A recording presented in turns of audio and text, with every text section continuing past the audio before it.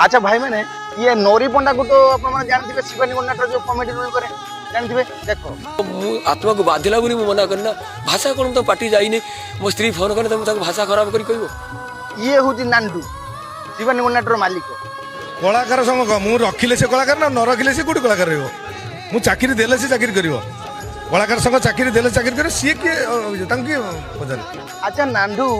तो मुह को टिके लज्जा शर्म किछि नाही से गोटे कलाकार सी दर्शकों को हसई पाइले परा तू टंका पाइले गोटे मालिक हबु कौन आछि कहू मु रखिले सी यात्रा रखिले सी रहिबो कलाकार हबो नले किंतु रहबो बे सी रही कि पेंडेल नाचिले कला देखिले परा परा तू टंका पाइबु तो मुह को एतिकी लज्जा नाही पुनी ता स्त्री नारे कंप्लेन करू